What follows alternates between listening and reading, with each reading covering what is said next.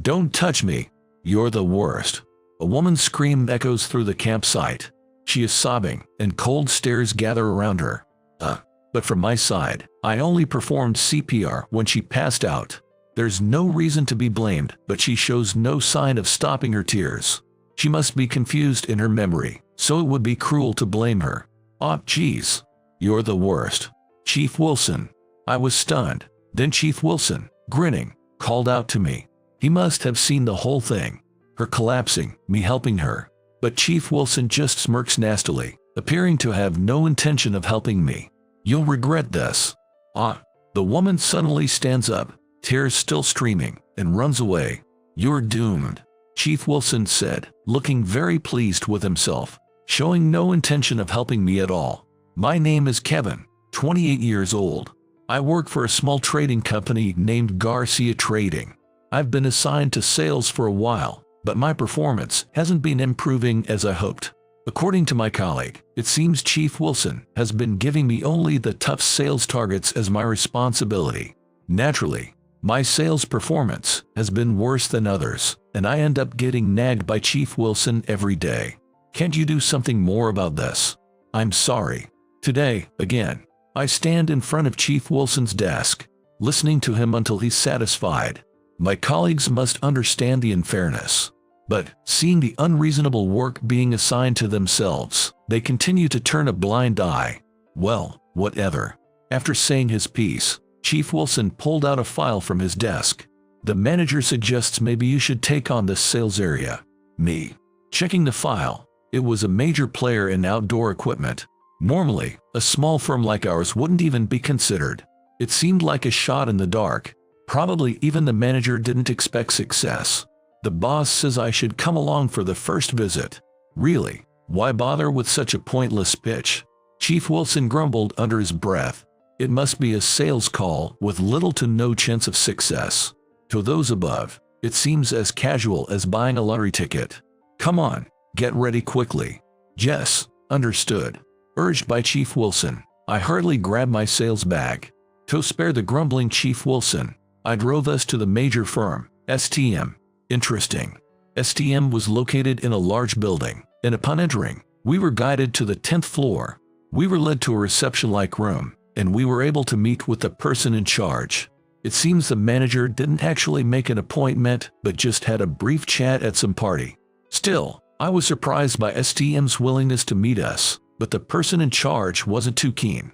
No matter how much the chief and I explained our product, they hardly showed any interest.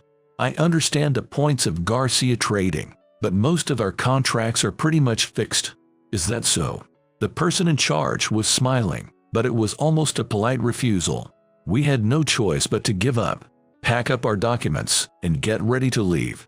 Hey, that pen. The CEO has one just like it. An LED light pen. Handy, isn't it? The STM personnel showed interest in my pen. I had used it during our presentation and left it out on the table. Yeah, it is really handy. My pen has an LED light at the tip.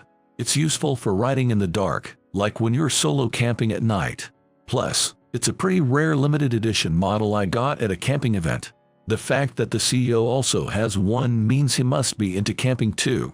Yeah, this is great. It's one of my favorite things. Chief Wilson. Suddenly, Chief Wilson grabbed my pen and started promoting it as if it were his own. While I was shocked, he proceeded to chat with the STM personnel. It seems the CEO has good taste too. I'd love to have a chat with him. Well, the CEO's pretty busy. So, you like camping because you have that pen? Oh, yes. Definitely. Chief Wilson answered awkwardly. He once laughed at my outdoor hobbies, comparing them to kids playing in the mud. He's not supposed to be interested in camping at all. I went to Whispering Pines campground last week. Thinking this was a bad turn, I chimed in. That place is great. I love it and go there often. The scenery is beautiful around this time, isn't it? Yes. Relaxing with fishing while enjoying that view is the best. That sounds nice. You fish too. I catch and cook right there. The STM personnel seemed to be quite the camping enthusiast, and the conversation heated up.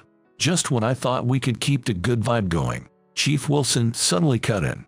Whispering Pines campground is great, isn't it? Well, unfortunately, I don't have time today. Can we schedule an appointment to talk more?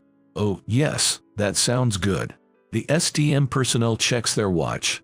How about next Monday? That works for me. My schedule is clear. Chief Wilson quickly leans in and proceeds with the conversation with the STM personnel. Obviously, I couldn't leave Chief Wilson out of the conversation, so I just supported until it was over. Thank you. See you then. I say goodbye to the STM personnel and head back via the elevator. Don't get cocky. Excuse me. As soon as we're alone, Chief Wilson mutters. You don't think you can land a contract with a major company on your own, do you? No, sir. I'll be the one to secure this contract. Pretend you weren't even here today. What did you say? Got a problem with that?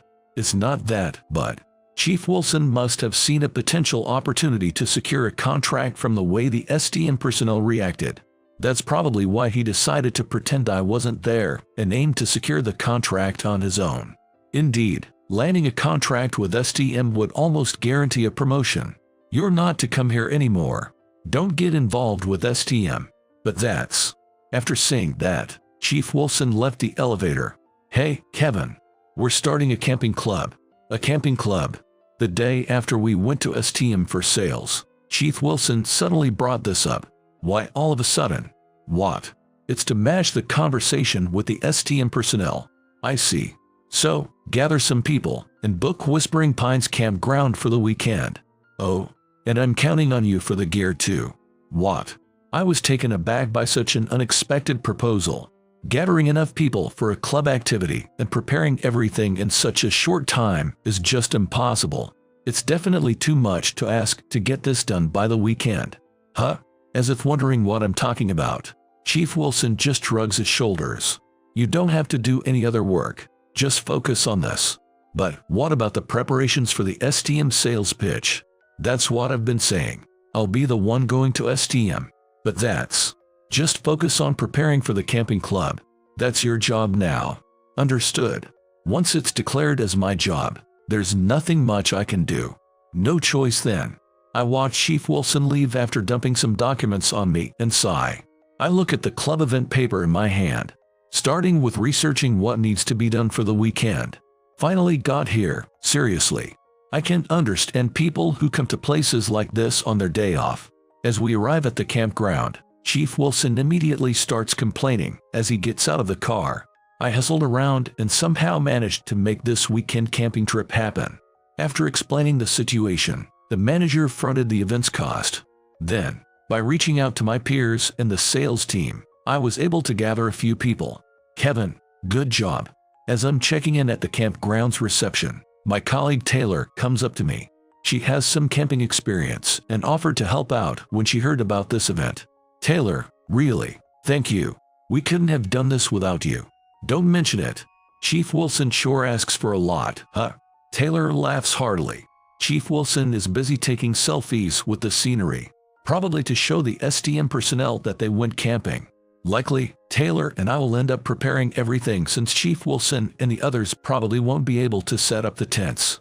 They plan to just have a barbecue and then head back. At this point, one might wonder what camping really entails, but since it's all for the sake of creating a buzz, it can't be helped. By the way, the camping trip is just for the day. So, I guess we're on preparation duty, huh? Yeah. Can you scout out the site while I bring over the food? Got it. We divided the tasks and proceeded with the camping. This looks fun. From a distance, I watched Chief Wilson and the others enjoying the barbecue. After taking some campish photos, they were now having a barbecue by the river. Taylor was called over by Chief Wilson to help take more campish photos. As a result, I ended up doing everything from carrying the food to setting up the tent and arranging the charcoal.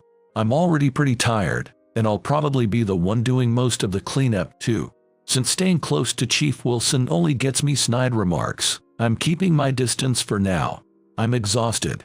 Considering what Chief Wilson and the others are doing, honestly, it might have been better to rent a cottage or something. But it seems they wanted to take photos of a real tent to show to the STM personnel. Looking all glum, huh? Have a drink, man. I was spacing out when suddenly Chief Wilson came over. No, I have to drive. Right. You love doing grunt work, don't ya? Chief Wilson was in a really good mood. You looked dissatisfied, thinking you wanted to handle STM yourself. Huh? No, that's not it. A big contract like that is too good for you. Young people should go through more hardships. Chief Wilson sneered sarcastically. I'm giving you hardships. You should be thankful. Chief Wilson laughed without any remorse. What? As I looked around confusedly, something vanished from the corner of my eye.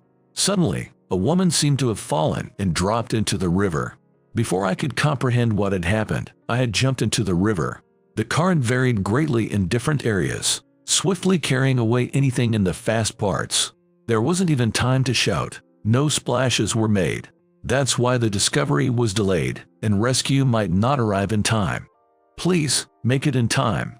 I anticipated the river's current and hurried to where I thought the drowning person would have been carried. There, I spotted someone fluttering in the flow and quickly secured them. Pulling her to shore and checking, she seemed to be unconscious. Are you okay? Can you hear me? Even shouting loudly, there was no response. She seemed not to be breathing at all. Please, please. I started administering chest compressions in a panic. Hey, what's going on? This is dangerous. Chief Wilson called out to me, but I had no time to explain. People started gathering around, wondering what had happened, watching us from a distance, seemingly clueless about what was happening. Perhaps due to the chest compressions, the woman seemed to regain consciousness. I realized then she was a delicate girl with a very cute face. Are you awake? Where am I? I talked to her, but she seemed to have no idea what had happened. After looking around nervously, she compared herself to me. What? She turned bright red, tears starting to form in her eyes. How dare you touch me? You're the worst. Her voice echoed throughout the campground.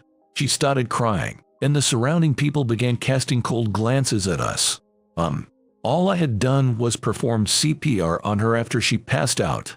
You'll regret this. The woman suddenly stood up and ran away, tears still streaming down her face. You're doomed. Chief Wilson seemed very pleased, showing no intention of helping me. Hey, the mood's killed. Let's leave this loser behind and go home. Let's call a taxi. Chief Wilson said this to everyone and quickly started preparing to leave. I was so shocked that my mind went blank. I can't even remember how I cleaned up or how I got back. After returning from the camp, I felt uncomfortable at the company. Chief Wilson had spread the story that I made a woman cry at the campsite. The rumor grew bigger and bigger, turning into a kind of gossip. And it seems Chief Wilson is frequently visiting STM with the photos from the camping trip. I'm not sure how far the negotiations have gone, but if a contract is secured, it would be a significant leap forward for him. Kevin, can I have a word? Yes, what is it? I was stopped in the hallway by the manager. It seems Wilson left some documents behind. Could you deliver them for me? Oh, yes, of course. The manager handed me the documents. The sales pitch at STM seems to be going well. Yes, thanks to the introduction from you, manager. That would save my face, too. The manager smiled and walked away down the hallway. To STM. Although Chief Wilson told me not to go to STM, I had no choice if the manager asked me to. Reluctantly, I decided to head to STM. It's as big a building as always. After a long time, I went to the STM building and checked in at the reception. I got on the elevator and pressed the button for the 10th floor. Eek. Someone got on at the 2nd floor. When a strange gasp of surprise went up, I instinctively looked up to check it out. Oh, why It was the woman from the campsite, the one I had performed CPR on. When she saw my face, her mouth opened and closed wordlessly. Soon after, her face turned bright red, and she silently turned away. She didn't respond when I tried to speak to her. She seemed to be trembling as she faced the elevator doors. I wanted to clear up the misunderstanding, but forcing a conversation didn't seem right. As soon as the elevator doors opened, the woman dashed out. I fought to let it be, but then she ended up getting on the elevator with someone else. Got off on the wrong floor. She muttered softly, noticing my puzzled look. When the people around chuckled, her face turned even redder. Are you with Garcia Trading? Walking out of the elevator, I was stopped by someone from STM. He was a handsome man in his 40s. Nice to meet you. I'm Kevin from Garcia Trading. I've come to deliver some documents to Chief Wilson. I see. I'll take care of them for you. My name is Jackson. Oh, thank you, Mr. Jackson. I handed the documents to Mr. Jackson and was about to give him my business card as well. However, I noticed Mr. Jackson smiling broadly at my shoes. Are you all right? Oh, my apologies. Those are some great shoes you've got on. Thank you. They're leather shoes from a boot brand. They have high water repellency, and the rubber is high performance too. They're leather shoes that you could easily wear outdoors, aren't they? Yes, that's right. I really like shoes from this place. Sorry, I got carried away talking about it. I blurted out my bad habit and hurriedly apologized to Mr. Jackson. When it comes to outdoor stuff, I just can't help but talk too much. No, not at all. Look, I'm the same way. Jackson smiled refreshingly and lifted the hem of his pants to show his shoes. Indeed, his shoes were from the same brand I love. Wow, that's true. These shoes are great, aren't they? Yes. I'm not going outdoors with these, but I just don't feel right unless they're sturdy. I get it. It's easy to feel uneasy otherwise. Talking with Jackson was enjoyable, and I found myself getting caught up in the conversation. By the way, Garcia Trading went to Whispering Pines campground recently, right? Yes. Well, for me, it was a memory mod by making a girl cry. Not particularly pleasant. Would you like to go somewhere together with our camping club? That sounds great. Oh, but, I replied without thinking, but Chief Wilson had told me not to get involved with STM. Is it really okay to make promises about joint events on my own? No, passing up such an opportunity might lead to problems later on. Is something the matter? No, I'd definitely like to go somewhere together. I'm looking forward to it. Oh, we'll provide a camping gear. That's very much appreciated. We have many beginners. Then, should I hand over the documents to the person here now and discuss the joint event? Yes, that would be best. Chief Wilson should be able to put them together. Understood. We'll do that. Thank you very much. I'll be leaving then. Yes. I'm looking forward to seeing you at the joint event. After saying goodbye to Jackson, I headed back to the elevator. Whoa.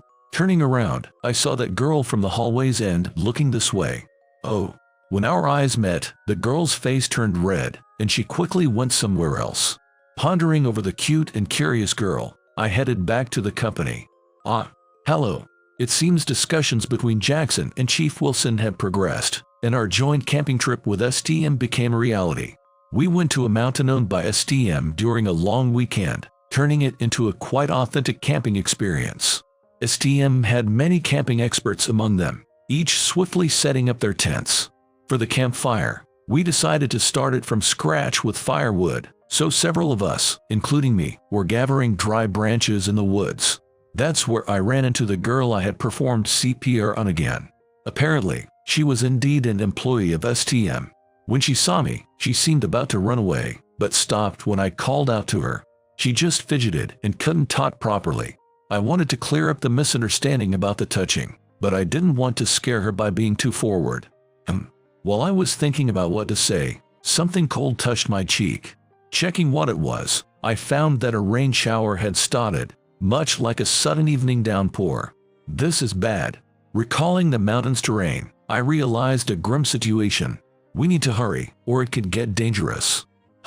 In a panic, I grabbed her hand and rushed back to our base camp. No way. Before us flowed a swollen river. The log bridge that should have been there was gone. Completely severed. What should we do? We need to find another way. The woman was visibly distressed, on the verge of tears. However, the rain was getting stronger, and visibility was severely reduced. Moving recklessly could lead to slipping into the river or falling off a cliff. Do you have a smartphone? No, I left it in my bag. Me too. Both of us had left our smartphones behind, thinking we'd only be gathering firewood. Without a map or a way to communicate, staying put and waiting for help was the best option. But being continuously hit by the cold rain could deplete our energy before surviving the cold night. We needed a way to protect ourselves from the rain and wind. Let me borrow that branch for a moment. Okay. I selected a larger branch and hucked it between two trees. Then laid branches from side to side over it, creating a tent-like shape. Next, I covered the gaps with dry leaves to block the wind and rain.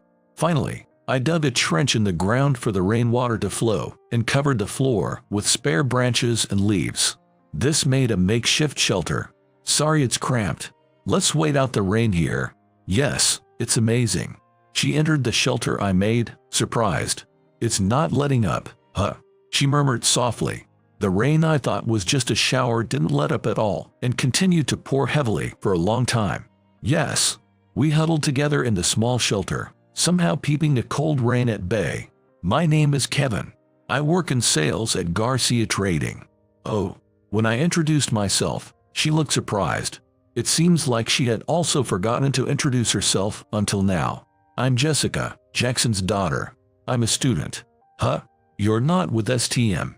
My dad works at STM. He brought me along. I see. So, Jessica, you like camping? When I said that, Jessica made a slightly sulky face. I like camping, but now I'm a bit scared. Scared? Looking into her earnest eyes, I had a bad feeling. Is it because of what happened at the last camp at Whispering Pines campground? Yes. Jessica blushed and turned her face away. I'm sorry. Certainly, for a student like her, receiving CPR from a stranger like me must have been shocking. I wanted to clear up the misunderstanding, but more than that, I felt the need to reassure her. As I pondered what to say, I realized the sound of the rain had stopped. Stepping out of the shelter to check, I found it had turned into a drizzle. The rain has stopped, Jessica. I stepped outside and beckoned to Jessica. Jessica cautiously stepped out and seemed relieved to see the sky clear of rain. Thank you, Kevin. Yeah. Her radiant smile took me by surprise, and I couldn't help but feel a flutter. Kevin, you're safe. From a distance, a light wavered and Taylor's voice approached. A woman. For some reason, Jessica's eyebrows twitched, but now was not the time to worry about that. Over here, Taylor. Jessica's here too. Oh, good to see you. Along with Taylor's light, several other lights approached. Kevin, you're amazing. Making a shelter and all. What are you so friendly all of a sudden? Taylor looked at my shelter and praised me, putting her hand on my shoulder. It seems I had worried her quite a bit. Look, it was me that Kevin touched. Just when I thought we were in the clear, Jessica blurted out something unbelievable. Kevin. Taylor's gaze was icy. It's not what it looks like. It's a misunderstanding. It's not a misunderstanding. When you touched the clothes and... This is bad. Jessica's face turned red, and she refused to listen to what I was saying. What's going on here? Can someone explain? Jackson approached, having overheard our conversation and not willing to let it drop. President Jackson. Dad. Then Taylor and Jessica exclaimed something shocking at the same time. President. I asked Taylor. Yeah. He's the president of STM. Handsome, right? Jackson is the president of STM. But what did Jessica say? Dad. Yes. He's my father. Jessica clearly stated that Jackson was her father. This seemed like a really bad situation to me. Let's call it a day for now, and I will talk to Jessica. You, come to our company later. Jackson said with an undeniable force. Understood. I could only nod weakly in response. That's the end for you. Getting too cocky. Chief Wilson sneered at me while we were waiting for the elevator at the STM building. As for me, my promotion is guaranteed. Chief Wilson was in a very good mood. I did research online and went all out for the joint camping. I had a great time with President Jackson. Chief Wilson had participated in the joint camping with STM, where he was in charge. According to everyone in the sales department, he showed off his camping knowledge to STM's people. The fact that the president left midway was kept under wraps, and internally, the joint camping was deemed a huge success. Apparently, STM has reached out wanting to discuss a contract. This could be the biggest contract in our company's history, and rumors are swirling that Chief Wilson is being considered for an executive position. Meanwhile, rumors are spreading about me making the president's daughter cry and angering the president himself. To be honest, that's exactly what happened. Just thinking about what kind of punishment might be coming my way was disheartening. Actually, whether I can safely return is not even certain. This elevator seems like your countdown, Chief Wilson said as the floor numbers descended from 10 to 1. Indeed, I couldn't help feeling something ominous as he said, "Well, what is this supposed to mean?" Prepared ourselves. Chief Wilson and I made our way to the president's office. There, President Jackson was waiting, but oddly enough, Jessica was standing right next to me. She was blushing and seemed very happy. "Would it bother you if I were here? It's not that I mind, but I'm just wondering if it's okay. If you don't mind, then that's great." She smiled sweetly and didn't seem to want to leave my side. "Let me explain." President Jackson started, seeming a bit reluctant to speak. "Jessica remembers being touched by you at the Whispering Pines campground." Indeed, Jessica had said as much and had cried, but her memory of before and after is hazy, and she thinks she felt you were wonderful. Is that so? I wasn't sure myself, so I looked into it and found someone who had recorded the incident on their smartphone. Really? Yes. We were able to confirm you pulling Jessica from the river and performing CPR on her. Does this mean the misunderstanding is resolved? I'm sorry, Kevin. I don't remember it well. Jessica looked at me with sparkling eyes. Being gazed at by such a cute girl, I couldn't help feeling embarrassed. I'm sorry. I've sheltered her too much, and she doesn't understand how to gauge distance with men. I see. Perhaps this is what being a president's daughter entails. In short, you've saved my daughter twice. I can't thank you enough. President Jackson expressed his deep appreciation. It was nothing, really. It's not to atone for anything, but his expression turned more serious. Having seen your character, our company would like to establish a long-term relationship with you. Does that mean I want to make a contract with you and continue working together in the future? Thank you so much. This means he has chosen me to be in charge. Wait just a minute. Hearing me and the president, Chief Wilson interrupted in a panic. He must have thought his promotion was set, but the conversation took an unexpected turn. Were you planning to make a contract with me? A contract with you? When Chief Wilson asked, President Jackson coldly replied, "Did you think you'd be praised for showing off knowledge you looked up online to our outdoor specialists? Well, that's... If you had at least read the room and noticed that we were annoyed, it would have been more tolerable. But you're incredibly shallow.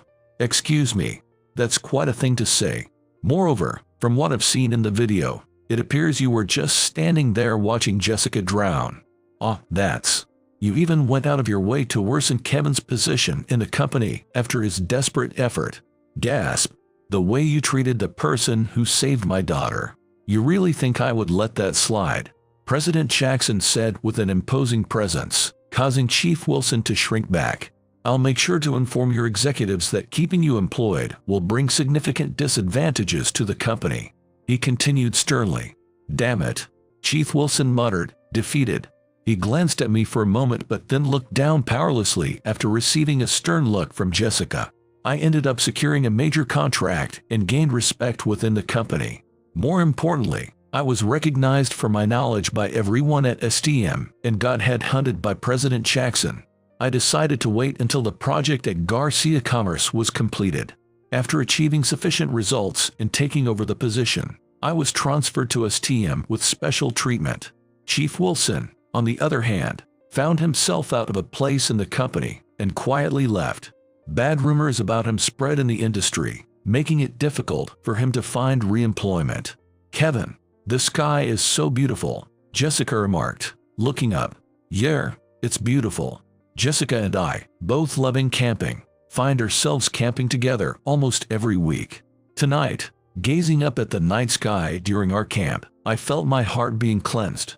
Shouldn't you be saying Jessica is more beautiful, though? No doubt about that.